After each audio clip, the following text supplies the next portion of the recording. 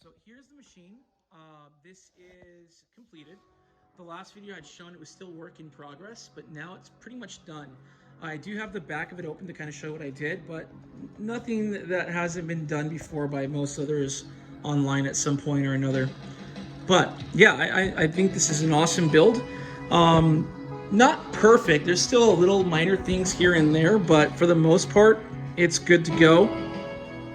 So I'm going to kind of walk around to give you guys an idea of what this thing looks like. So as you can see, the sound is primarily coming from here. It's a sound bar attached to the back.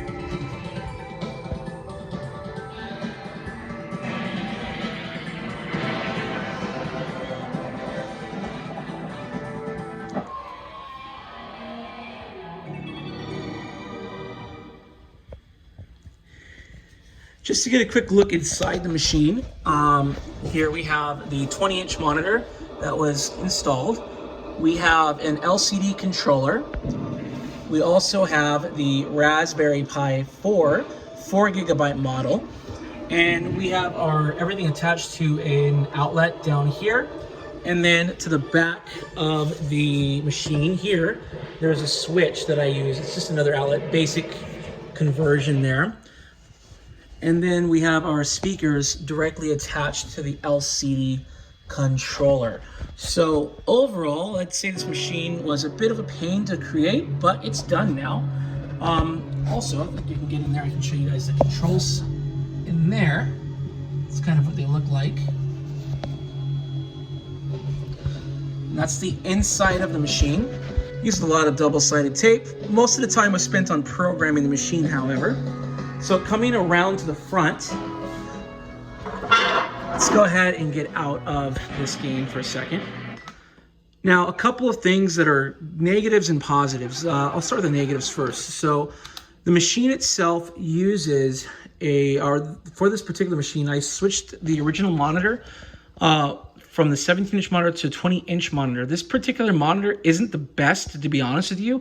It does have light bleeding, but the colors do really pop on this particular monitor, which is why I went ahead and stuck with it. The monitor originally came with, for the Space Invaders machine, is a Generation 1 Arcade1Up monitor, which also has that screen bleeding issue. So, you know, it's kind of choose your poison type deal. But for the most part, this is a pretty good screen, so that's why I went ahead and stuck with it. This particular theme isn't the Space Invaders theme that I started out with. The reason I chose this theme is simply because it looks much nicer on this arcade machine than the other one did, and it kind of fits the overall motif.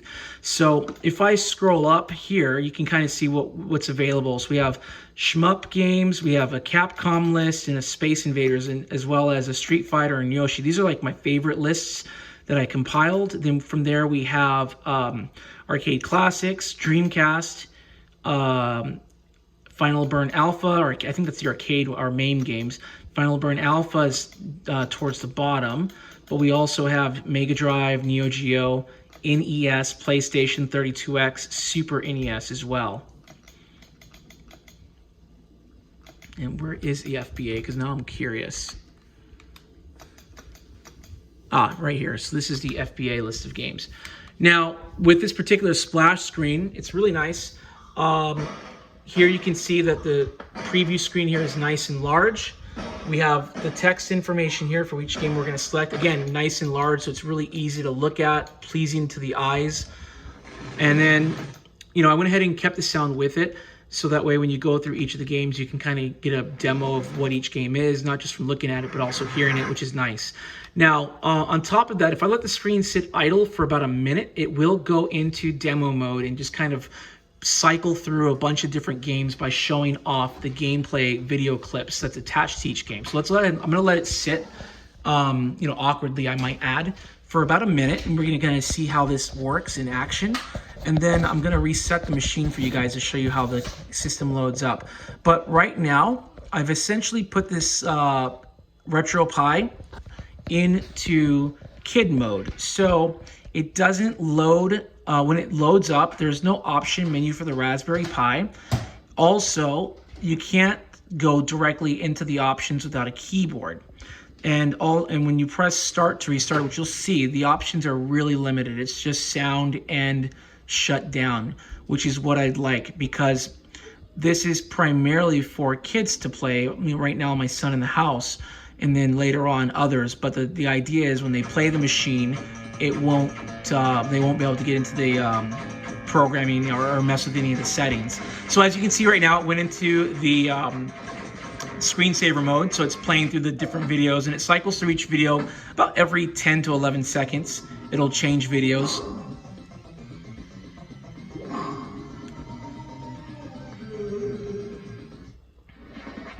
It's pretty seamless.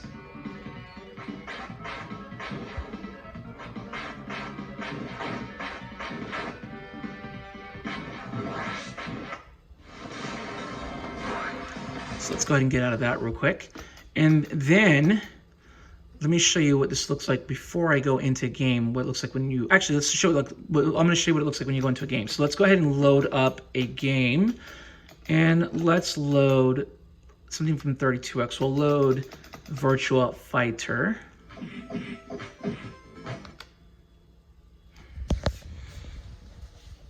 And you can kind of see what I was talking about the negative aspect, the screen bleeding on all four corners. But once you're in the game, it's really not noticeable, especially when you're playing.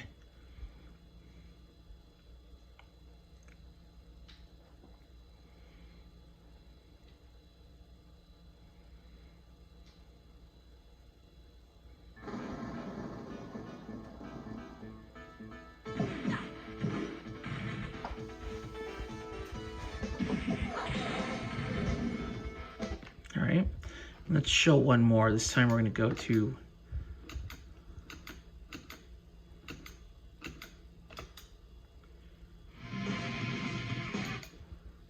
I'll do shmup games.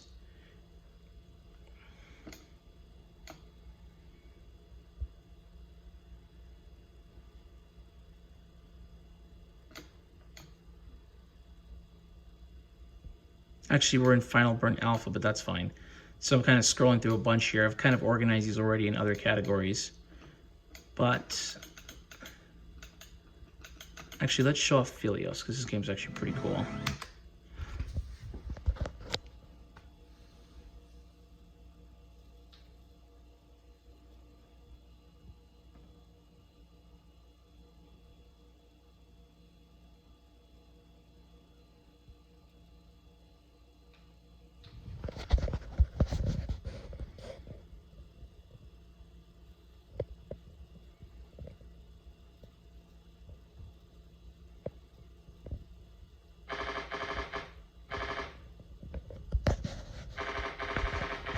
Let's just go straight into the game.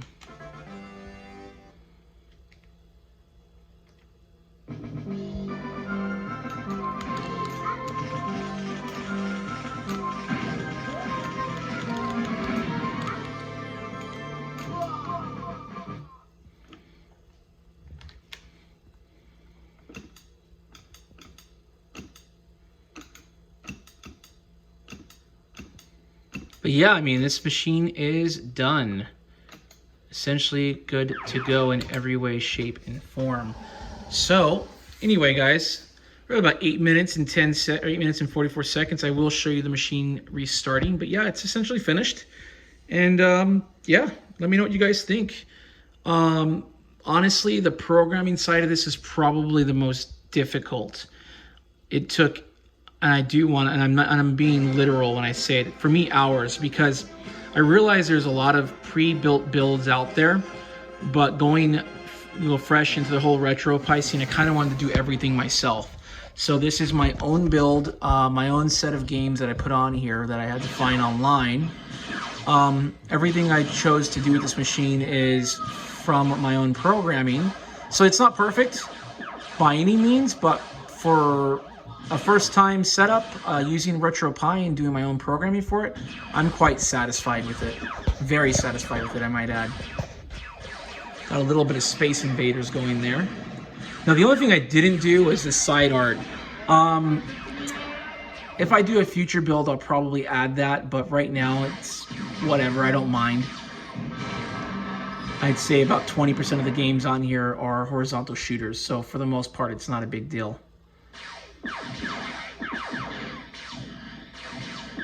Anyway, guys, this is Otaku United AS signing out.